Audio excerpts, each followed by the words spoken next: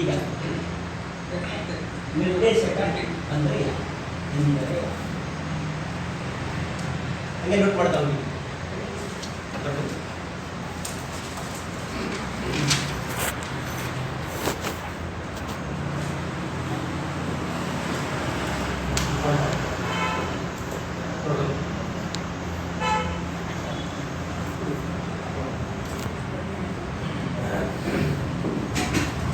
Note ಮಾಡ್ತಿದ್ದೀರಾ? ಇದನ್ನು ಈಗ ಒಂದು ಪ್ರಶ್ನೆ ಉದ್ಭವ ಆಗಿದೆ. ಏನು ಉದ್ಭವ ಆಗಿದೆ? ನಾವೆಲ್ಲ ಡೈರೆಕ್ಟರ್ಗಳಾಗಿ ಬಂದಿದ್ದೀವಿ. ಫಸ್ಟ್ ಆಫ್ ಆಲ್ ನಾವಂದ್ರೆ ಯಾರು ಅಂತ ಗೊತ್ತಾಗುತ್ತೆ, ಕರೆಕ್ಟ್ ಅಲ್ವಾ?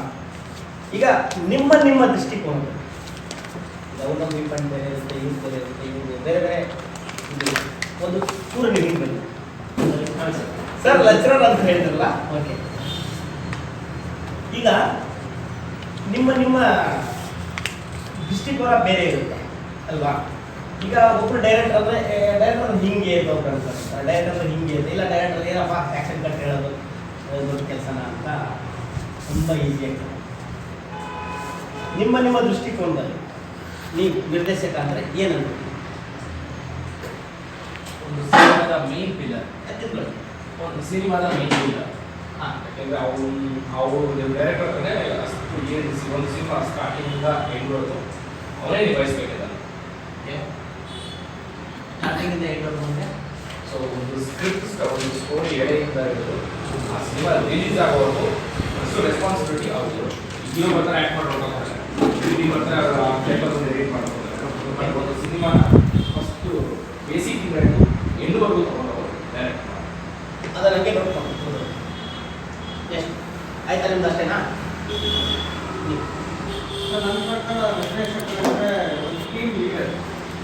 ಸೊ ಎಂಟೈರ್ ಪ್ರಾಜೆಕ್ಟ್ನ ಒಂದು ವಿಷನ್ ಮೇಲೆ ಎಂಟೈರ್ ಟೀಮ್ನ ಮುಂದಾಳತ್ವದಲ್ಲಿ ನಡೆಸ್ಕೊಂಡು ಎಲ್ಲರಿಂದಲೂ ಅವರ ಸ್ಕಿಲ್ಸ್, ಅವರ ಸ್ಟ್ರೆಂತ್ಸ್ ಏನಿದೆ ಐಡೆಂಟಿಫೈ ಮಾಡಿ ಅವರಿಂದ ಒಳ್ಳೆ ಕೆಲಸ ತೆಗೆದು ಔಟ್ಪುಟ್ನ ಕೊಲಾಬ್ರೇಟ್ ಮಾಡಿ ಇವಾಗ ಫೈನಲ್ ಔಟ್ಪುಟ್ನ ಪ್ರೊಜೆಕ್ಟ್ ಮಾಡೋಣ.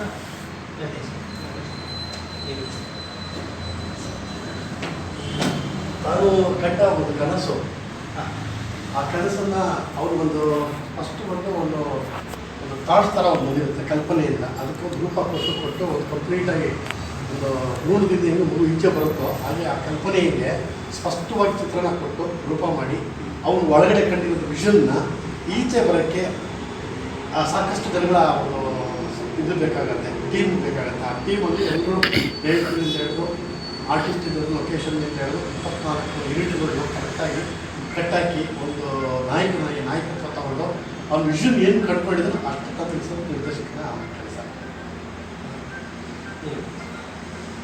ನಿರ್ದೇಶಕರ ಅಂದರೆ ನಾವು ನನ್ನ ಪ್ರಕಾರ ಕ್ಯಾಪ್ಟನ್ ಆಗಿ ಶಿಪ್ ಆಗ್ತಿದ್ದೀವಿ.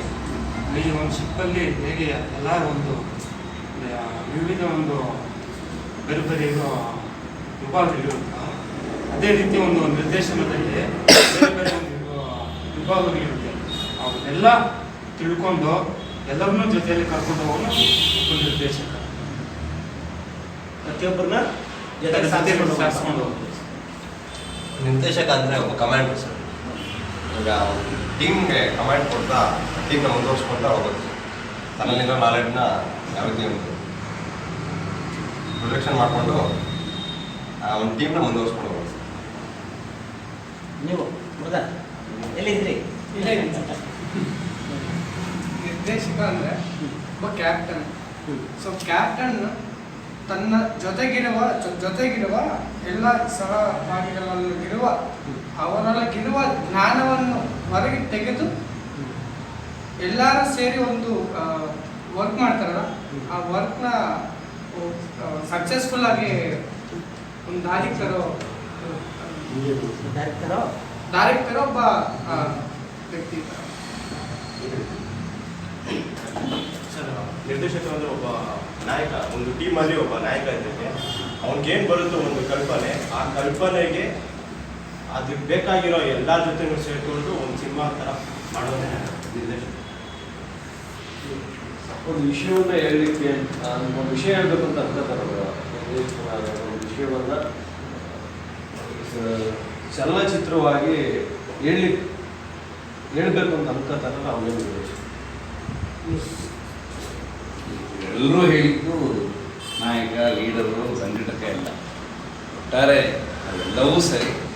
ನಿರ್ದೇಶಕ ಏನು ಅಂದರೆ ತನ್ನ ಅಂತರಂಗದ ಅನುಭವಗಳನ್ನು ಸಮಾಜದ ಅಥವಾ ತಾನು ಕಲ್ಪನೆ ಮಾಡ್ಕೊಂಡಿರ್ತಕ್ಕಂಥ ಸಮಾಜಕ್ಕೆ ದರ್ಶನ ಮಾಡಿಸ್ತಕ್ಕಂಥವ್ರು, ಕಾಣಿಸ್ತಕ್ಕಂಥವ್ರು, ತೋರಿಸೋದು ಅದೇನು ಅನ್ನೋದು ತೋರಿಸ್ಕೊಡ್ತಾರೆ ದರ್ಶನ. ಅದು ಬೇಕಾಗಿಲ್ಲ ಅನ್ಸುತ್ತೆ. ನಿರ್ದೇಶಕ ಡಾಕ್ಟರ್ ಅಂತಿರ್ತಾರೆ, ಭಿಕ್ಷಕ ಇದ್ದಾರೆ, ಬೇಕಾದ ಸುಮಾರು ಪಾತ್ರಗಳಿದೆ. ಆ ಸುಮಾರು ಪಾತ್ರಗಳಲ್ಲಿ ನಿರ್ದೇಶಕನ ಪಾತ್ರ ಬಹಳ ಮುಖ್ಯವಾದಂಥ ಪಾತ್ರ. ಎಕ್ಸ್ಪೆಷಲಿ ಒಂದು ಸಮಾಜ ಅಂತ ಬಂದಾಗ ಶಿಕ್ಷಕ, ನಿರ್ದೇಶಕ ಬಹಳ ಮುಖ್ಯವಾದ ಸ್ಥಾನವನ್ನು ಅಲಂಕರಿಸ್ತಾರೆ. ಯಾಕಂತಂದರೆ ಒಂದು 4 ಗೋಡೆಗಳ ಮಧ್ಯೆ ಒಬ್ಬ ಶಿಕ್ಷಕ ಅಷ್ಟು ಜನ ಸ್ಟೂಡೆಂಟ್ಸ್ಗಳನ್ನ ಕೂರಿಸ್ಕೊಂಡು ಮಾನಸಿಕವಾಗಿ ಅವರನ್ನು ಹಿಡಿತಕ್ಕೆ ತಗೊಂಡು ಅವರ ಮನಸ್ಥಿತಿನ ತಿದ್ದಿ ಸಮಾಜಕ್ಕೆ ಒಂದಷ್ಟು ಕೊಡುಗೆಗಳನ್ನು ಕೊಡ್ತಾರೆ. ಬಟ್ ನಿರ್ದೇಶಕ ಅವರು ಏನು ಮಾಡ್ತಾರೆ, ಸಮಾಜದಲ್ಲಿ ನಡೆಯುವಂಥ ಘಟನೆಗಳಾಗಿರ್ಬೋದು, ಹಿಂದೆ ಯಾರೋ ಒಬ್ಬರು ಸೃಷ್ಟಿ ಮಾಡಿರ್ತಕ್ಕಂಥ ಯಾವುದೋ ಒಂದು, ಈಗ ರಾಣಿ ಚೆನ್ನಮ್ಮ ಬಗ್ಗೆ ಕತೆ ಮಾಡ್ಬೋದು, ಏನೋ ಬೇರೆ ಬೇರೆ ಅಥವಾ ರೌಡಿಗಳ ಬಗ್ಗೆ ಕತೆಗಳನ್ನು ದೃಶ್ಯ ಮಾಧ್ಯಮಕ್ಕೆ ಅಳವಡಿಸಿ ಜನಗಳಿಗೆ ಮನರಂಜನೆಯ ರೂಪದಲ್ಲಿ ಅದು 35 mm ಸ್ಕ್ರೀನ್ ಮೂಲಕ ಒಂದಷ್ಟು ಜನಗಳನ್ನು ಒಂದೇ ಚಿತ್ರಮಂದಿರದಲ್ಲಿ ಅವ್ರನ್ನ ವಿಷಯನ ಪ್ರೆಸೆಂಟ್ ಮಾಡ್ತಾರೆ. ಅದನ್ನು ಸ್ಪಷ್ಟವಾಗಿ ಹೇಳೋದಾದರೆ ನಿರ್ದೇಶಕರಿಗೆ ತುಂಬ ದೊಡ್ಡ ಜವಾಬ್ದಾರಿ ಇದೆ. ಒಬ್ಬ ಶಿಕ್ಷಕ ಒಂದು ಗೋಡೆ ಒಳಗೆ ಮಾಡೋಂಥ ಕೆಲಸನ ಇಡೀ ಸಮಾಜ ಅಂದರೆ ನಿಮಗೆ ಇಷ್ಟೇ ಅಂತ ಇಲ್ಲ, ಬೇಕಾದಷ್ಟು ಸಿನಿಮಾದಿಂದ ಕಾಸ್ಟ್ಯೂಮ್ ಸ್ಟೈಲ್ ಬದಲಾವಣೆ. ಏನೋ ಯಾವನೊಬ್ಬ ಒಂದು ಸಿನಿಮಾ ಯಾವುದೋ ಹಿಟ್ ಆದ ತಕ್ಷಣ ಅದನ್ನೇ ಹುಡುಗರು ಅಪ್ಲೈ ಮಾಡ್ಕೊತಾರೆ, ಯಾವುದೋ ಒಂದು ಹಾಡು ಬಂದ ತಕ್ಷಣ ಅದನ್ನೇ ಹೇಳೋಕ್ಕೆ ಶುರು ಮಾಡ್ತಾರೆ. ಸೊ ಸಿನಿಮಾ ಅಷ್ಟೊಂದು ಎಫೆಕ್ಟ್ ಆಗುತ್ತೆ ಜನಗಳ ಮನಸ್ಥಿತಿ. ಇದನ್ನೆಲ್ಲವೂ ಮಾಡೋ ಶಕ್ತಿ ಇರೋದು ಅದು ಒಂದು ಏಕೈಕ ಒಬ್ಬ ವ್ಯಕ್ತಿ ಮಾತ್ರ ಸಾಧ್ಯ, ಅದು ನಿರ್ದೇಶಕರಿಗೆ ಮಾತ್ರ. ನೆಕ್ಸ್ಟು ನಿರ್ದೇಶಕನ ಪೂರ್ವ ತಯಾರಿಗಳು ಅಂತ ಬರುತ್ತೆ. ಈಗ ನಾವು ರಾಜ್ಯದಲ್ಲಿ ಕೆಲವೊಂದಿಷ್ಟು ಇನ್ಸಿಡೆಂಟ್ಗಳು, ಈಗ ರೌಡಿಜಮ್ ಮಾಡಬಾರ್ದು ಅಂತಹ ಸಿನಿಮಾಗಳಲ್ಲಿ ಬರೀ ಅವ್ರು ರೌಡಿ ಹೆಂಗಾದ ಅಂತಂದರೆ ಒಂದು ಸಿನಿಮಾದ ಮೂಲಕ ಸಮಾಜದ ತಪ್ಪುಗಳನ್ನು ತಿದ್ದುವಂತಹ ಪ್ರಯತ್ನ ಮಾಡುವಂತಹ ಕಥೆಗಳನ್ನು ಮಾಡುವಂಥ ಜವಾಬ್ದಾರಿ ನಿರ್ದೇಶಕರಿಗೆ ಭಾಳ ಮುಖ್ಯ ಆಗುತ್ತೆ. ನಾವು ಸಮಾಜನ ಪ್ರಚೋದನೆ ಮಾಡೋದಲ್ಲ, ಹಿಂಗೆ ಮಾಡಬೇಕು, ಜನಗಳ ಮನಸ್ಥಿತಿಗಳನ್ನು ಬೇರೆ ಕಡೆಗೆ ಕೊಂಡೊಯ್ಯುವ ಒಂದು ಪ್ರಯತ್ನ ನಿರ್ದೇಶಕರು ಮಾಡಬಾರ್ದು. ಪ್ರಭಾವ ಬೀರುತ್ತೆ. ತುಂಬ ಒಂದು ಭಾಳ ಏನು ಹೇಳ್ತಾರೆ, ತುಂಬ ಮುಖ್ಯವಾದ ಸ್ಥಾನ ಇದು. ಇದನ್ನು ವರ್ಣನೆ ಮಾಡೋಕ್ಕಾಗೋದಿಲ್ಲ, ಅಷ್ಟೊಂದು ಇದಿದೆ, ಶಕ್ತಿ ಇದೆ ಈ ಸ್ಥಾನಕ್ಕೆ. ಒಂದು ದೇಶದಲ್ಲಿ ಒಂದು ಬದಲಾವಣೆ ಆಗಬೇಕು ಅನ್ನೋದು, ಈಗ ನಾವು ಒಂದು ಕಾನೂನು ರೀತಿಯಲ್ಲಿ ಒಂದು ಬದಲಾವಣೆ ತರ್ತೀವಿ, ಕರೆಕ್ಟ್ ಅಲ್ಲ ಸರ್? ಇದನ್ನು ಒಬ್ಬ ನಿರ್ದೇಶಕ ತನ್ನ ಚಿತ್ರದ ಮೂಲಕ ಒಂದು ಬದಲಾವಣೆ ತರುವ ಶಕ್ತಿ ನಿರ್ದೇಶಕರಿಗೆ. ಒಬ್ಬ ಏನು ಬೇಕಾದ್ರೂ ಚೇಂಜಸ್ ಮಾಡ್ಬೋದು. ಒಂದು ಕರ್ನಾಟಕದ ನಿರ್ದೇಶಕ ಫಸ್ಟ್ ಏನಾಗಿರ್ಬೇಕು ಪ್ರಶ್ನೆ, ಸೃಷ್ಟಿಕರ್ತ ಇಲ್ಲ ಸಮಾಜದ ಒಳ್ಳೆಯದು ಇರುವಂಥ ಒಬ್ಬ ಒಳ್ಳೆಯ ಮನಸ್ಸಿರಬೇಕು ನಿರ್ದೇಶಕ. ಓಕೆ, ನೆಕ್ಸ್ಟ್ ಒಳ್ಳೆ ಮನಸ್ಸಿರಬೇಕು ಅಷ್ಟೇ. ಒಳ್ಳೆ ಮನಸ್ಸು, ಅವನು ಸಜ್ಜನಾಗಿರಬೇಕು. ಸಮಾಜದ ಕಳಕಳಿ ಅವನಿಗಿರಬೇಕು. ಸಾಮಾಜಿಕ ಕಳಕಳಿ. ಸಮಾಜಕ್ಕೆ ಏನು ಕೊಟ್ಟರೆ ಮಾಡ್ತಾ ಹೋಗಿ ನೋಟ್ ಮಾಡ್ತಾ ಹೋಗಿ ನಿರ್ದೇಶಕ ಏನಾಗಿದೆ.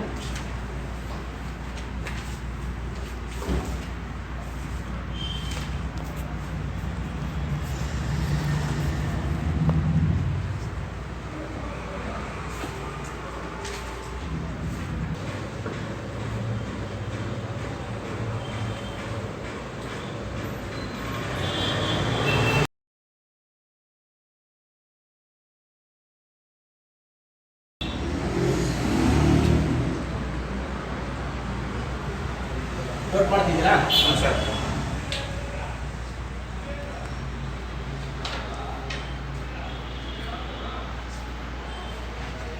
ಆಲೋಚನೆ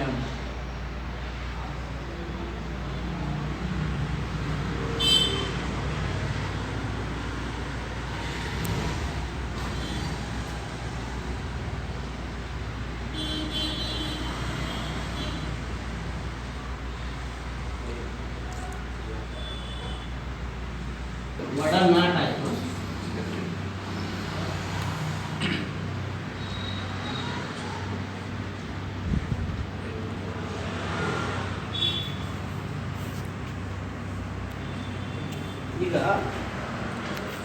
ಮುಖ್ಯವಾಗಿ ಬೇಕಾಗಿರುತ್ತೆ ನಮಗೆ ಒಂದು ಸಾಮಾಜಿಕ ಒಂದು ಕಳಕಳಿ.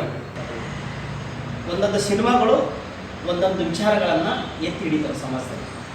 ಈಗ ಯಜಮಾನ ಸಿನಿಮಾ, ಆ ಯಜಮಾನದಲ್ಲಿ ನಾವೇನು ಕಲಿತೀವಿ ಅಂದರೆ ಅಣ್ಣ ತಮ್ಮಂದರು ಎಂಥ ಸಂದರ್ಭದಲ್ಲೂ ಒಬ್ರಿಗೊಬ್ರು ಬಿಟ್ಕೊಡ್ಬಾರ್ದು ಅನ್ನೋದು ಒಂದು. ಎಷ್ಟೋ ಜನ ಒಡೆದೋಗಿರೋ ಫ್ಯಾಮಿಲಿಗಳು ಒಂದಾದು ಆ ಸಿನಿಮಾ ಬಂದಮೇಲೆ. ಹೆಣ್ಮಕ್ಳು ಒಂದು ಇದನ್ನು ತವರಿನ ತೊಡಗಿಲು, ಕರುಳಿನ ಕೂಗು, ಒಂದೊಂದು ಸಿನಿಮಾಗಳು ನೋಡ್ತಾ ಬಂದಾಗ, ಈಗ ಸುತ್ತಿ ಅನ್ನೋ ಸಿನಿಮಾ ಒಂದು ಹೆಣ್ಣಿನ ಸುತ್ತ 4 ಜನ ಹುಡುಗರು ಸಹಾಯ ಮಾಡಿ ಅವಳನ್ನ ಸಿಂಗರ್ ಮಾಡೋಕ್ಕೆ ಎಷ್ಟೆಲ್ಲ ಕಷ್ಟಪಡ್ತಾರೆ. ಬಟ್ ಅದೇ ಸಮಾಜ ಮುಂದುವರೆದಾಗ ಅದೇ ಯುವಕರನ್ನ ಬೇರೆ ದೃಷ್ಟಿಯಲ್ಲಿ ನೋಡೋ ಥರ ಒಂದು ಎಂಡಿಂಗ್ ಕೊಟ್ಟಿದ್ದಾರೆ. ಅಂದರೆ ಒಂದು ಹೆಣ್ಣಿಗೆ ಒಂದು ಗಂಡು ಬಂದ ತಕ್ಷಣ ಇನ್ನು ಉಳಿದವ್ರ ಅವಶ್ಯಕತೆ ಇಲ್ಲ ಅನ್ನೋದು ಕತೆ ಬಿಡಿಸಿದೆ. ಕರೆಕ್ಟ್ ಅಲ್ವಾ? ಸರಿನಾ ತಪ್ಪ? ಸೊ ಇದು ಈ ಪಾಯಿಂಟಲ್ಲಿ ಇದೆಲ್ಲ ಬರುತ್ತೆ. ಸಾಮಾಜಿಕ ಕಳಕಳಿ, ಜವಾಬ್ದಾರಿ ಅಂತ ಬರುತ್ತೆ. ಹಾಗೆ ಆ ಪಾಯಿಂಟ್ ಏನು ಹೇಳ್ತಾ ಇದೆ ಅಂದರೆ, ಸಾಮಾಜಿಕ ಕಳಕಳಿ ಅಂತ ಬಂದಾಗ ನಾವು ತಗೊಂಡಂಥ ಕತೆ. ಈಗ ಒಂದು ಎಕ್ಸಾಂಪಲ್, ಇಲ್ಲೊಂದು ಪ್ರಶ್ನೆ ಉದ್ಭವ ಆಗುತ್ತೆ. ಏನು ಪ್ರಶ್ನೆ ಉದ್ಭವ ಆಗುತ್ತಂದರೆ, ಶೀರ್ಷಿಕೆ ಮೇಲೆ ಕತೆ ಹುಟ್ಟುತ್ತಾ, ಕತೆ ಮೇಲೆ ಶೀರ್ಷಿಕೆ ಹುಟ್ಟುತ್ತಾ ಅಂತ. ಈಗ ಸುಮಾರು ಜನರು ಒಂದು ಡೌಟ್ ಇರ್ತಾರೆ, ಯಾವ ಕ್ಲಾಸಲ್ಲಿ ಹೋಗ್ತೀನಿ ಅಂತ ಹೇಳಿರುತ್ತೆ. ಒಂದು ಸರಿ ಏನಾಗುತ್ತೆ, ಈಗ 2 ಪ್ರಶ್ನೆ ಇದೆ. ಇಲ್ಲಿ ನಾನು ಪ್ರಶ್ನೆ ಕೇಳಿದ್ದೀನಿ, ಟೈಟ್ಲ್ ಮೇಲೆ ಕತೆ ಹುಟ್ಟುತ್ತಾ, ಕತೆ ಮೇಲೆ ಟೈಟ್ಲ್ ಹುಟ್ಟುತ್ತಾ? ಕತೆ ಮೇಲೆ ಟೈಟಲ್. ಎರಡು ಆಗುತ್ತೆ. ಟೈಟ್ಲ್ ಮೇಲೆ ಕತೆ, ಮೆಜಾರಿಟಿ ಕೊಡಿದೆ. ಟೈಟ್ಲ್ ಮೇಲೆ ಕತೆ, ಕತೆ ಮೇಲೆ ಟೈಟಲ್, ಕಥೆಯಿಂದಲೇ ಟೈಟ್ಲ್. ಟೈಟ್ಲ್ ಹುಟ್ಟುತ್ತೆ ಸರ್. ಕಥೆಯಿಂದ ಟೈಟಲ್ ಹುಟ್ಟುತ್ತೆ. ಕಥೆಯಿಂದ ಟೈಟ್ಲ್ ಸರ್. ನಾನು ಟೈಟ್ಲಿಂದ ಕತೆ ಹುಟ್ಟುತ್ತೆ. ಅದು ಕಮರ್ಷಿಯಲ್. ನೀನು ಬೀಗ ಓದ್ಬಿಟ್ಟು ಆಮೇಲೆ ಇದು ಮಾಡ್ತೀಯ. ಫಸ್ಟ್ ಡಾಕ್ಟರ್ ಆಗಬೇಕು ಅನ್ನೋ ಓದ್ಬಿಟ್ಟೆ ಅಲ್ವಾ ಡಾಕ್ಟರ್ ಆಗ್ಬಿಡ್ತೀವಿ. ಅದು ಕ್ಲಾರಿಫೈ ಮಾಡಿ ನನಗೆ. 100 ಈಗ ನನ್ನ ಪ್ರಶ್ನೆ ಇಷ್ಟೇ.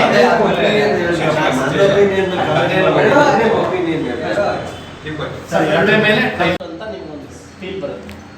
3 ತಿಂಗಳು ನಾವು ಇಡೀ ಟೀಮ್ ಕೂತ್ಕೊಂಡು ಟೈಟ್ಲಿಗೂ ಕತೆಗೂ ತುಂಬ ಹತ್ತಿರವಾಗಿರ್ಬೇಕು, ಏನು ಮಾಡೋದು ಅಂತ ಕತೆ ಚರ್ಚೆ ಮಾಡ್ತಾನೆ ಇದ್ವಿ. ಒಂದು ಎಳೆ 4 ಎಳೆ ಬಿಟ್ಟೆ, ಹಿಂಗೆ ಬೇಕು ಅಂತ. ಕೊನೆ ಒಂದು ಕತೆ ಸೃಷ್ಟಿ ಆಯಿತು. ಇದು ಒಂದು ಹಂತ. ಅಂದರೆ ಕೆಲವು ಸಂದರ್ಭಗಳಲ್ಲಿ ಕತೆ ಇರುತ್ತೆ, ಕೊನೆ ಗಳಿಗೆಯವರೆಗೂ ಟೈಟ್ಲೇ ಸೃಷ್ಟಿಯಾಗಿದೆ. ಟೈಟ್ಲ್ ಕತೆ ಇರುತ್ತೆ, ಈ ಟೈಟ್ಲ್ ಸುಮಾರು ಒಂದಷ್ಟು ಟೈಟ್ಲ್ಗಳು ಟೀಮಲ್ಲಿರೋರು, ರಿಲೇಟಿವ್ಸ್ ಆಗ್ಬೋದು, ಫ್ರೆಂಡ್ಸ್ ಆಗಿರ್ಬೋದು, ಸುಮಾರು ಚರ್ಚೆಗಳಾಗ್ತಾನೆ ಇರುತ್ತೆ ಟೈಟ್ಲ್ ಏನಿದೆ. ಅಲ್ಲಿ ಏನಾಗುತ್ತೆ, ಡಿಫ್ರೆನ್ಸ್ ಏನಾಗುತ್ತೆ ಅಂದರೆ, ಇಲ್ಲಿ ನೋಡಿ, ಈ ಸಿನಿಮಾ ಒಂದು ಸಕ್ಸಸ್ ಕೊಡುತ್ತೆ ಅನ್ನೋದಕ್ಕೊಂದು ಉದಾಹರಣೆ ಹೇಳ್ತೀವಿ, ಹೆಂಗೆ ಆಗುತ್ತೆ. ಈಗ ಈ ಟೈಟ್ಲ್ ಸುತ್ತನೇ ಕತೆ ಹುಟ್ಟಿರುತ್ತೆ. ಇದು ಸುತ್ತನೇ ಏನು ಮಾಡಿರ್ತೀವಿ, ಇಲ್ಲಿ ಈ ಟೈಟ್ಲ್ ನೋಡಿದ್ರೆ ಮಾಸ್ ಫೀಲ್ ಆಗುತ್ತೆ.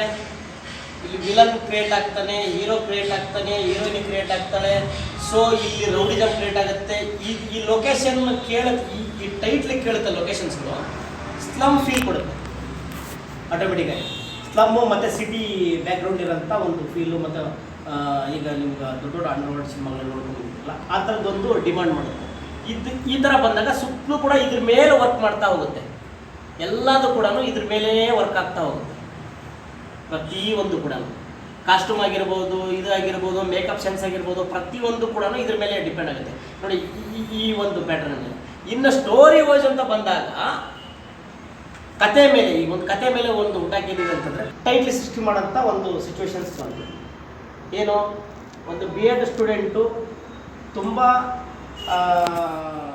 ಜನಗಳಿಗೆ ಹತ್ತಿರ ಆಗಬೇಕು, ಒಂದು ಟೈಟ್ಲು ಅನ್ನೋದು ಈಸಿ ಆಗಬೇಕು ಅಂತ. ಈಗ ಎಜುಕೇಷನ್ ಮೇಲೆ ರಿಲೇಟೆಡ್ ಆಗಿರೋಂತಹ ಒಂದು ಸಬ್ಜೆಕ್ಟ್ ಮಾಡಬೇಕಾದಾಗ ಏನೇನೋ ನಾವು ಟೈಟ್ಲ್ಗಳನ್ನು ಇದು ಮಾಡ್ತೀವಿ. ಆ ಹುಡುಗಿ ಹೆಸರು ಬಿಟ್ಟು ರಿಯಲ್ ಆಗಿ ಪಾರ್ವತಿ ಅಂತ ಇತ್ತು. ಸೊ ಮತ್ತು ಕಮರ್ಷಿಯಲ್ ಕತೆ ಮೇಲೆ ಟೈಟ್ಲ್ ಹುಟ್ಟಿತ್ತು, ಇದು ಟೈಟ್ಲ್ ಮೇಲೆ ಕತೆ ಹುಟ್ಟಿತ್ತು. ಗೊತ್ತಾಯ್ತಾ? ಎರಡು ವಿಭಾಗಗಳಾಗುತ್ತೆ. ಇನ್ನು ನೆಕ್ಸ್ಟ್ ಇದಕ್ಕೆ ಡಿಫ್ರೆನ್ಸ್ ಬರುತ್ತೆ ಅಂತಂದರೆ, ಈ ಕತೆ ಸೃಷ್ಟಿಯಾದಾಗ ಕಂಪ್ಲೀಟಾಗಿ ನಮ್ಮ ಮೈಂಡಲ್ಲಿ ಏನಿರ್ತದೆ ಅಂತಂದರೆ, ಇದಕ್ಕೆ ಬೇಕಾದಂತಹ ಟೆಕ್ನಿಷಿಯನ್ಸು, ಆರ್ಟಿಸ್ಟು, ಇದೆಲ್ಲದೂ ಕೂಡ ಇದನ್ನು ಸ್ಕೋಪ್ ಮಾಡ್ಕೊಂಡು ಇದನ್ನು ಮೈಂಡಲ್ಲಿ ಇಟ್ಕೊಂಡೇ ನಾವು ಸರ್ಚ್ ಮಾಡ್ತಾ ಇರ್ತೀವಿ. ಫಾರ್ ಎಕ್ಸಾಂಪಲ್ಲು ಇದರಲ್ಲಿ ಈ ಸಬ್ಜೆಕ್ಟ್ ನಾವು ಸ್ಟಾರ್ಟ್ ಮಾಡಬೇಕಂದಾಗ ನಮ್ಮ ಮೈಂಡಿಗೆ ಬಂದಂಥ ಕಲಾವಿದರು ಯಾರು, ಸಿನಿಮಾ ಜೊತೆಗೆ ಹೇಳ್ಕೊಂಡು ಯಾಕೆ ಹೋಗ್ತೀವಿ ಅಂದರೆ, ನಿಮಗೆ ಕೋಟೆ ಪ್ರಭಾಕರ್, ಒಂದು ರವಿ ಕಾಳೆ, ತುಮಕೂರು ಮೋಹನ್ನು, ಸೊ ನೀನಾಸಂ ಅಶ್ವತ್ತು ಎಲ್ಲದೂ ಕೂಡ ಬರುತ್ತೆ, ಮೈಂಡಿಗೆ ಬರುತ್ತೆ. ಅದು ಬರಬೇಕು. ಆವಾಗ ಆ ಪಾತ್ರ ನಮಗೆ ಈಸಿಯಾಗಿ ಸೃಷ್ಟಿಯಾಗುತ್ತೆ. ಅದು ಕಾಸ್ಟ್ಯೂಷನ್ಸ್ ಬರುತ್ತೆ ನಮಗೆ, ಅದು ವಾಕ್ ಸ್ಟೈಲ್ ಬರುತ್ತೆ ನಮಗೆ, ಅದು ಡೈಲಾಗ್ ಹಿಂಗೆ ಕೊಡಬೇಕಂತ ನಿಮ್ಗೊಂದು ಐಡಿಯಾ ಬರುತ್ತೆ. ಪ್ರತಿ ಹಂತದಲ್ಲೂ ಕೂಡ ಅದೊಂದು ಡಿಸ್ಕಷನ್ ಆಗುತ್ತೆ. ಈಗ ಇದು ಎರಡೂ ಗೊತ್ತಾಯ್ತಾ? ಕ್ಲಿಯರ್ ಅಲ್ವಾ? ಇದು 2 ಹಂತ. ಕ್ಲಿಯರ್ ಆಯ್ತಾ?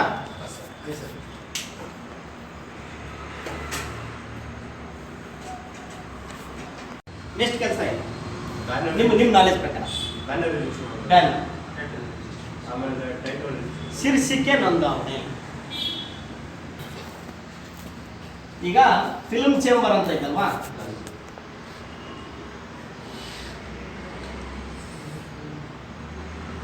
ಫಿಲ್ಮ್ ಚೇಂಬರಲ್ಲಿ ಒಂದು ಬ್ಯಾನರ್ನ ನಾವು ರಿಜಿಸ್ಟರ್ ಮಾಡ್ತೀವಿ.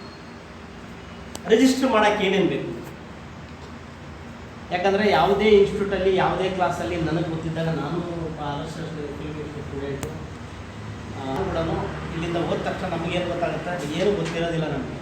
ಈ ಸಿನಿಮಾ ಅಂದ್ರೆ ಹಿಂಗೆ, ಇದು ಹಿಂಗೆ ಹೋಗಬೇಕು, ನಾವೇ ಏನೇನೋ ತಿಳ್ಕೊಂಡು ನಾವೇ ಸರ್ಚ್ ಮಾಡ್ಕೊಂಡು ನಮಗೊಂದು ಸಣ್ಣ ಬ್ಯಾನರ್ ಹುಟ್ಟಾಕೋದು ಹೆಂಗೆ ಅನ್ನೋದು ನಾಲೆಜ್ ಕೂಡ ಕೊಡೋಲ್ಲ. ನಿಮ್ಗೆ ಇಲ್ಲಿಂದ ಹೋದ್ಮೇಲೆ ಒಂದು ಗೊತ್ತಾಗಬೇಕು, ನಿಮ್ಗೆ ಏನು ಗೊತ್ತಿಲ್ಲ ನನಗೆ ಅನ್ಬಾರ್ದು. ಯಾರೋ ಪ್ರೊಡ್ಯೂಸರ್ ಸಿಕ್ಕರ ಒಂದಷ್ಟು ಜನ ನಂಬರ್ಸ್ಗಳು ಇರ್ತವೆ, ಏನು ಒಂದು ಅಕಸ್ಮಾತ್ ಐಡಿಯಾ ಬಂದಿಲ್ಲ, ನಿಮ್ಗೆ ಒಂದು ಸಣ್ಣ ಐಡಿಯಾ ಬಂದಿರುತ್ತೆ ಆಲ್ಮೋಸ್ಟ್ ಅದು, ಅಷ್ಟು ಕ್ಲಾರಿಟಿ ಕೊಡೋಕ್ಕೆ ಇಷ್ಟಪಡ್ತೀನಿ ಆಯಿತಾ. ಫಿಲ್ಮ್ ಚೇಂಬರಲ್ಲಿ ನಿಮ್ಮ ಟೈಟ್ಲು ರಿಜಿಸ್ಟರ್ ಆಗುತ್ತೆ, ಜೊತೆಗೆ ಬ್ಯಾನರ್ ರಿಜಿಸ್ಟರ್ ಆಗುತ್ತೆ. ಅದಕ್ಕಿಂತ ಪೂರ್ವದಲ್ಲಿ ನೀವೇನು ಮಾಡಬೇಕು ಅಂತಂದರೆ, ನೀವು ಬೇರೆ ಬೇರೆ ಒಂದು 10 ಸಿನಿಮಾಗಳನ್ನು ಮಾಡಿದ್ದೀರಾ ಅಂದ್ಕೊಳ್ಳಿ, ಮಿನಿಮಮ್ ಒಂದು 5 ಸಿನಿಮಾಗಳನ್ನು ಅಸಿಸ್ಟೆಂಟ್ ಡೈರೆಕ್ಟರಾಗಿ ಮಾಡಿ, ಮಿನಿಮಮ್ ಒಂದು 5 ಸಿನಿಮಾಗಳನ್ನು ಅಸೋಸಿಯೇಟ್ ಆಗಿ ಮಾಡಿ, ಮಿನಿಮಮ್ 3 ಸಿನಿಮಾಗಳನ್ನು ಕೋ ಡೈರೆಕ್ಟರಾಗಿ ಮಾಡಿ. ನಿಮಗೆ ನಾಲೆಜ್ ಎಲ್ಲೆಲ್ಲಿ ಬರುತ್ತೆ ಏನಾಗುತ್ತೆ ಅದ್ರ ಬಗ್ಗೆ ನಾನು ಒಂದು ವಿಷಯ ಹೇಳೋಕ್ಕೆ ಇಷ್ಟಪಡ್ತೀನಿ. ಅಸಿಸ್ಟೆಂಟ್ ಡೈರೆಕ್ಟರ್ ಆಗಿದ್ದ ಮಿನಿಮಮ್ 5 ಸಿನಿಮಾ ಯಾಕೆ ಮಾಡಬೇಕು ಅಂತಂದರೆ, ನಿಮಗೆ 5 ಕೆಟಗರಿಗಳು ಬರುತ್ತೆ ಬೇಸಿಕ್ಲಿ. ಒಂದು ಕಾಸ್ಟ್ಯೂಮ್ ಆಗ್ಬೋದು, ಮೇಕಪ್ ಆಗ್ಬೋದು. ಯಾರೋ ಒಬ್ಬರು ಮೇಕಪ್ ಮಾಡಿದ್ರೆ ಸುಮ್ಮನೆ ಅವ್ರು ಯಾರೋ ಮೇಕಪ್ ಮಾಡ್ತಾರೆ, ಸುಮ್ಮನೆ ಹಿಂಗೆ ನೋಡ್ಬಿಟ್ಟು ಹಣ ಕಳಿಸೋಣ ಅನ್ನೋದಲ್ಲ. ಒಬ್ಬ ಆರ್ಟಿಸ್ಟ್ ಈಗ ನೀವು ನೋಡಿ, ನಿಮಗೆ ಬೇರೆ ಸ್ಕಿನ್ ಟೋನ್ ಇದೆ, ಅವ್ರಿಗೆ ಬೇರೆ ಇದೆ, ಅವ್ರಿಗೆ ಬೇರೆ ಇದೆ, ನಿಮಗೆ ಬೇರೆ ಇದೆ. ನೀವೊಬ್ಬ ಮೇಕಪ್ ಮಾಡ್ತಿದ್ದಾರೆ ಅನ್ನೋದು ಕೂಡ ನಿಮ್ಮ ಬಿಡುವಿನ ವೇಳೆಯಲ್ಲಿ ಅದನ್ನು ಗಮನಿಸಬೇಕು. ನೀವು ಮೇಕಪ್ಪಲ್ಲಿ 3-4 ಥರ ಬರುತ್ತೆ. ಟೀಮಲ್ಲಿ ಕೂಡ ನೋಡಿ 24 ಸೆಕ್ಷನ್ ಇರ್ತದೆ ಸಿನಿಮಾ. ಇದನ್ನು ಹೇಳಿ ನಾನು ಮುಂದಿನ ಹಂತ ಇದೆ ಹೇಳ್ಕೊಂಡು ಸರ್. ಈಗ ಇಷ್ಟು ಎಲ್ಲ ಮಾಡೋದು ಪ್ರೊಡ್ಯೂಸರ್ ಸಂಬಂಧಪಟ್ಟಿದ ಮೇಲೆ ಇಷ್ಟು ಮಾಡಬೇಕು. ಹೌದು, ಒಂದು ಪ್ರೊಡ್ಯೂಸರ್ ಫೈನಲ್ ಆದ್ಮೇಲೆ ಮಾಡೋಂಥ ಕೆಲಸ. ಅದು ಪ್ರೊಡ್ಯೂಸರ್ ಪ್ಯಾರಲ್ಲಿ ಇಷ್ಟು ಆಗಬೇಕು, ಇವಿಷ್ಟು ಆಗಬೇಕು. ಪ್ರೊಡ್ಯೂಸರ್ಸ್ ಅಸೋಸಿಯೇಷನ್ ಫಸ್ಟ್ ಲೆಟರ್ ಕೊಡಬೇಕು. ಹೌದಾ? ಫಿಲ್ಮ್ ಚೇಂಬರ್ ಕೊಟ್ಟ ಮೇಲೆ ಅಲ್ಲಿ ಕೊಟ್ಟ ಮೇಲೆ ಅವರಲ್ಲಿ ಲೆಟರ್ ಕೊಡಿ ಅಂತಾರೆ. ಫಿಲ್ಮ್ ಚೇಂಬರ್ ಮತ್ತೆ ನಿಮ್ಮದು ಪ್ರೊಡ್ಯೂಸರ್ ಅಸೋಸಿಯೇಷನ್ ಹೋಗ್ಬಿಟ್ಟು ನೀವು ಮೆಂಬರ್ಶಿಪ್ ತೊಗೊತೀರಲ್ಲ, ಆ ಲೆಟರ್ ಕೊಡ್ತಾರೆ. ಆ ಲೆಟರ್ ತೊಗೊಂಡು ನೀವು ಅಲ್ಲಿ ಸಬ್ಮಿಟ್ ಮಾಡಿದ್ರೆ ಅವ್ರು ಕ್ಲಿಯರ್ ಮಾಡಿ ಕೊಡ್ತಾರೆ. ಜೊತೆಗೆ ಒಂದು ಟೈಟ್ಲ್ ಆಗಿರುತ್ತಲ್ಲ, ಅವೆರಡು 15 ದಿನದೊಳಗಡೆ ಮೀಟಿಂಗ್ ಆಗುತ್ತೆ. ಮೀಟಿಂಗ್ ಆದಮೇಲೆ ನಿಮ್ಮ ಟೈಟ್ಲ್ ಇದಾಗುತ್ತೆ, ಅಲ್ಲಿಂದ ನಿಮ್ಮ ಕೆಲಸ ಶುರು. ಸರ್, ಅದು ನಮಗೆ ಹೆಂಗೆ ಹೇಳಿದ್ದಾರೆ ಅಂದರೆ 15 ದಿವಸ ಆದಮೇಲೆ ಟೆಂಪರರಿ ಲೈಸೆನ್ಸ್ ಕೊಡ್ತಾರೆ. ಈ ಪ್ರೊಡ್ಯೂಸರ್ ಸಂಘಕ್ಕೆ ನಾವು ಕಟ್ಟಿದ್ಮೇಲೆ 15 ದಿವಸ ಆದಮೇಲೆ ಟೆಂಪರರಿ ಲೈಸೆನ್ಸ್ ಕೊಡ್ತಾರೆ. ಆಫ್ಟರ್ ಸೆನ್ಸರ್, ನಮ್ಮ ಮೂವಿ ಸೆನ್ಸರ್ ಆದಮೇಲೆ ಫುಲ್ ಲೈಸೆನ್ಸ್ ಕೊಡ್ತಾರೆ. ಅದು ಎಚ್ ಕೆಟಗರಿ. ಓಕೆ, ಕರೆಕ್ಟ್ ನೀವು ಹೇಳಿದ್ರೆ ಎಚ್ ಕೆಟಗರಿ ಬರುತ್ತೆ. ಅದು ಆಫ್ಟರ್ ಅದು. ಬಟ್ ನಿಮಗೇನಾದ್ರೆ ಇಲ್ಲಿ ನಿಮಗೆ ಏನು ಪ್ರಾಬ್ಲಮ್ ಇಲ್ಲ, ಶುರು ಮಾಡ್ಕೊಳ್ಬೋದು. ನಿಮ್ಮ ಕೆಲಸಕ್ಕೆ ಏನು ತೊಂದರೆ ಇಲ್ಲ. ಅದು ಪ್ರೊಸೀಜರ್ ಬೇರೆ ಇದೆ, ಹಂಚಿಕೆ ವಿಭಾಗ, ಪ್ರದರ್ಶನ ವಿಭಾಗ, ಬೇರೆ ಬೇರೆ 4 ವಿಭಾಗಗಳು ಬರುತ್ತೆ. ಅದರಲ್ಲಿ 4 ವಿಭಾಗಗಳು ಬರುತ್ತೆ. ಇದು ಬಂದ ಮೇಲೆ ಅದು 4ನೇ ಹಂತದಲ್ಲಿ ಆ ಸೆಕ್ಷನ್ ಫಸ್ಟಿಗೆ ನಿಮಗೆ ಆಸ್ ಅ ಡೈರೆಕ್ಟರ್ ಆಗಕ್ಕೆ ಏನು ಬೇಕು ಆ ಬೇಸಿಕ್ ನಿಮ್ಗೆ ಬಂದು ಹೋಗ್ತಾ ನಿಮಗೆ ಒಂದು ಐಡಿಯಾ ಬರುತ್ತೆ. ನಾವು ಹೇಳೋದು ಅವಶ್ಯಕತೆ. ಈಗ ನಿಮಗೆ ಒಂದು ಸಿನಿಮಾ ಪ್ರೊಡ್ಯೂಸರ್ ಸಿನಿಮಾ ಮಾಡೋಕ್ಕೆ ಏನು ಬೇಕು ಅನಲೈಸ್ ಕೊಡ್ತಾ ಇದ್ದೀವಿ. Okay sir. ಓಕೆ, ಇದಿಷ್ಟು ಒಂದು ಅಂತ ಆಯ್ತು ಸರ್. ಒಂದು ಹಂತ ಕ್ಲಿಯರಾ? ಏನೋ ಪ್ರಶ್ನೆ ಇದೆಯಾ? ಮುಂದೆ ಹೋಗೋಣ. ಅಲ್ಲ sir, banner registration, next title registration. Title ಅಲ್ಲೇ ಅವರೇ ಕೊಟ್ಟರು. 15 ದಿನ ಆದ್ಮೇಲೆ ಒಂದು ಅಪ್ರೂವಲ್ ಲೆಟರ್ ಬರುತ್ತೆ. ಓಕೆ, ಅದು ಬಂದ ಮೇಲೆ ನೀವು ಅಲ್ಲಿಂದ ಶುರು ನಿಮ್ಮ ಕೆಲಸ ಏನು. ಒಬ್ಬ ಡಿಸೈನರ್ ಹತ್ರ ಕರೆಸ್ಬೇಕು. ಡಿಸೈನರ್ ಕರೆಸ್ತೀರಾ, ಅದರ ಟೈಟ್ಲ್ ಬರೆಸ್ತೀರಾ, ಟೈಟ್ಲ್ ಬರೆಸಿ ಇದು ಮಾಡಿ ಡಿಸೈನರ್ದು ಈ ಟೈಟ್ಲದು ಇದು ಬರುತ್ತಲ್ಲ, ಟೈಟ್ಲದು ಮತ್ತೆ ಹೀರೋ ಇವೆರಡು ಒಟ್ಟಿಗೆ ಪ್ರೊಸೆಸ್ ನಡೀಬೇಕಾಗುತ್ತೆ. ಒಂದು ಕಡೆ ಟೈಟ್ಲು ಪ್ರೊಸೆಸ್ ನಡೀತಾರಂತ, ಒಂದು ಕಡೆ ಹೀರೋ ಯಾರನ್ನ ನೀವು ಕತೆಗೆ ಹೀರೋ ಇಟ್ಕೊಂಡು ಮಾಡ್ಬೇಕಂತಿದ್ದೀರೋ ಆ ಹೀರೋನ ನೀವು ಡಿಸ್ಕಷನ್ ಮಾಡಿಕೊಂಡು ಫೈನಲ್ ಮಾಡಿಕೊಂಡು, ಈಗ ಯಾಕಂದರೆ ಇವರು ಟೈಟ್ಲು ಕ್ಲಿಯರ್ ಆದ ತಕ್ಷಣ, ಹೀರೋದು ಫೈನಲ್ ಆದ ತಕ್ಷಣ ನೀವು ಇದು ಮಾಡಬೇಕು, ಪೋಸ್ಟ್ ರೆಡಿ. ಪೋಸ್ಟ್ ರೆಡಿ ಆದಮೇಲೆ ಮೊದಲನೇ ಹಂತ ನಿಮ್ಮ ಚಿತ್ರೀಕರಣ ಯಾವಾಗ ಸ್ಟಾರ್ಟ್ ಮಾಡಬೇಕು ಅಂದ್ಕೊಂಡಿದ್ದೀರಾ ಅದರ ಮೇಲೆ ಡಿಪೆಂಡ್ ಆಗುತ್ತೆ. ಅಕಸ್ಮಾತ್ ಆಗಿಲ್ಲ ನಾವು ಇನ್ನೂ ಜಸ್ಟ್ ಒಂದು ಆಫೀಸ್ ಪರ್ಪಸ್ ರೆಡಿ ಮಾಡ್ಕೊತಾ ಇದ್ದೀವಿ ಅಂತಂದರೆ ಜಸ್ಟ್ ಆಫೀಸ್ ಪರ್ಪಸ್. ಯಾಕಂದರೆ ಆಫೀಸಲ್ಲಿ ಏನಕ್ಕೆ ಪೋಸ್ಟರ್ ಆಗ್ತದೆ ಅದಕ್ಕೊಂದು ಕಾರಣ ಕೂಡ ಇದೆ. ಬಂದವರು ಸಿನಿಮಾ ಯಾವ್ದು ಅಂತ ಕೇಳಂಗಿಲ್ಲ, ಯಾರು ಡೀಟೇಲ್ಸ್ ಇಲ್ಲೆಲ್ಲ ಟೆಕ್ನಿಷಿಯನ್ಸ್ ಫೈನಲ್ ಆಗಿರುತ್ತೆ ಇಲ್ಲಿ ಕೆಳಗಡೆ, ಗೊತ್ತಲ್ಲ ನಿಮಗೆ. ಟೆಕ್ನಿಷಿಯನ್ಸ್ ಎಲ್ಲ ಫೈನಲ್ ಆಗಿರುತ್ತೆ, ಯಾರು ಕ್ಯಾಮ್ರಾಮನ್, ಯಾರು ಎಡಿಟರ್, ಯಾರು ಅವ್ರನ್ನೆಲ್ಲ ನೀವು ಆಯ್ಕೆ ಮಾಡ್ಕೊಂಡು ಫೈನಲ್ ಮಾಡ್ಬೇಕಂತ ಒಂದು ವಿಚಾರ ಇರುತ್ತೆ. ಇದು ಆದಮೇಲೆ ಇನ್ನು ಮುಂದಿನ ಅಂತ ಕತೆ, ಮಿನಿಮಮ್ ಒಂದು ಕತೆ ತುಂಬಾ ಅಚ್ಚುಕಟ್ಟಾಗಿ ಇದು ಕ್ಲಿಯರ್ ಆಯ್ತಲ್ವಾ? ನೆಕ್ಸ್ಟ್ ಹೋಗೋಣ ಸರ್. ಒಂದು ಹಾ. ಸಣ್ಣ ಡೌಟ್. ಹೇಳಿ. ಈಗ ಬ್ಯಾನರ್ ಆಗುತ್ತೆ, ಹ್ಮ್. ಲಿಸ್ಟ್ ಏನಾಗುತ್ತೆ, ಟೈಟಲ್ ಲಿಸ್ಟ್ ಆಗುತ್ತೆ, ಎಲ್ಲ ಆಯ್ತು. ಒಂದು ಆಫೀಸ್ ಹಾಕ್ಬಿಟ್ವಿ. ಓಕೆ. ಆಫೀಸ್ ಹಾಕಿದ್ಮೇಲೆ ಒಂದು ಹೀರೋನು ಮಾತಾಡ್ಕೊಂಡ್ವಿ, ಹಾ. ಅವರು ಕನ್ಫರ್ಮ್ ಆಗೋಯ್ತು. ಓಕೆ. ಒಂದು ಪೋಸ್ಟ್ ಡಿಸೈನ್ ಮಾಡ್ಬಿಟ್ವಿ. ಹ್ಮ್. ಆಫೀಸಲ್ಲಿ ಒಂದು ಪೋಸ್ಟ್ ಹಾಕೊಂಡ್ಬಿಟ್ಟಿದ್ವಿ ಹಿಂದೆ. ಎಸ್. ಆದರೆ ಹ್ಮ್. ಇನ್ನು ನಾವು ಕತೆ ಆನ್ಲೈನ್ ಮಾತ್ರ ಮಾಡಿದ್ವಿ. ಹಾ. ನಾವು ರೂಮ್ ಹಾಕಿದ್ಮೇಲೆ ಕತೆ ಸ್ಟಾರ್ಟ್ ಮಾಡ್ಬೇಕಲ್ಲ ಬರೆಯಕ್ಕೆ ಅಂತ ಕೇಳ್ತಾ ಇದೀವಿ. ರೂಮ್ ಹಾಕಿದ್ಮೇಲೆ ಕತೆ ಮಾಡಕ್ಕೆ ಸ್ಟಾರ್ಟ್ ಮಾಡಿ ಹೀರೋನು ಫಿಕ್ಸ್ ಆದ್ಮೇಲೆ ಕತೆ ನಾವು ಬರೆಯಕ್ಕೆ ಮಾಡ್ಬೇಕಾ? ಕೆಲವು ಸರಿ ಹೀರೋ ಕೊನೆಗಳಿವರೆಗೂ ಫಿಕ್ಸ್ ಆಗಲ್ಲ. ಸರಿ. ಯಾರನ್ನೋ ಒಬ್ರು ಅನ್ಕೊಂಡು ಬರೀತೀವಿ, ಹೀರೋ ಫಿಕ್ಸ್ ಆಗಿ ಕತೆ ಹುಟ್ಟಾಕ್ಬೋದು, ಅಥವಾ ಕತೆ ಆದ ಮೇಲೆ ಹೀರೋ ಸೆಲೆಕ್ಷನ್ ಆಗ್ಬೋದು. ನಾವು ಅನ್ಕೊಂಡು ಯಾರೋ ಒಬ್ಬರನ್ನ ಅನ್ಕೊಂಡು ಸೃಷ್ಟಿ ಮಾಡಬೇಕು ಕತೆನ. ನೀವೇ ಹೀರೋ ಸರ್, ಇಲ್ಲ ಹೀರೋ ಯಾರೋ ಒಬ್ರು ಹೀರೋ. ನೀವು ಅದು ಆದಮೇಲೆ ಫೈನಲ್ ಆಗಿ ಇಡೀ ಟೀಮಲ್ಲಿ ಒಂದು ಚರ್ಚೆ ಬರುತ್ತೆ, ಇಲ್ಲ ಇವ್ರು ಇಟ್ಕೊಂಡು ಮಾಡೋಣ, ಇಲ್ಲ ಅಥವಾ ಸಬ್ಜೆಕ್ಟ್ ಮಾಡೋಣ, ಇಲ್ಲ ಇವ್ರು ಇಟ್ಕೊಂಡು ಮಾಡೋಣ, ಕ್ಲಾರಿಫೈ ಆಗುತ್ತೆ. ಬಜೆಟೇ ಇಲ್ಲ ಅಂತಂದಾಗ ನಿಮ್ಮ ಬಜೆಟ್ ಮೇಲೆ ಎಲ್ಲವೂ ಕೂಡ ಡಿಪೆಂಡ್ ಆಗೋದು ನಿಮ್ಮ ಬಜೆಟ್ ಮೇಲೆ, ನಿಮ್ಮ ನಿರ್ಮಾಪಕರ ಮೇಲೆ. ಈಗ ಒಂದು 5 ಕೋಟಿ ಹಾಕೊಂಡಿದ ಅಂತಂದ್ರೆ ನಮ್ಗೇನ ಆಟೋಮೆಟಿಕ್ ಏನಾಗುತ್ತೆ, ಒಂದು 30 ಕೋಟಿ ಅಂತ ಬಂದರೆ ನಮ್ಮ ತಲೆಯಲ್ಲಿ ಅಂತೇಳಿ ಸ್ವಲ್ಪ ಡೌನ್ ಬಂದ್ರೆ ಬರ್ತೀವಿ. ಹಂಗೆ ಬೇರೆ ಬೇರೆ ಆರ್ಟಿಸ್ಟ್ ಗೊತ್ತಲ್ಲ ನಿಮ್ಮ ಮಾರ್ಕೆಟಿಂಗ್ ಅಂತ ಹಂಗೆ ಯೋಚನೆ ಮಾಡ್ತಾ ಬರ್ತೀವಿ.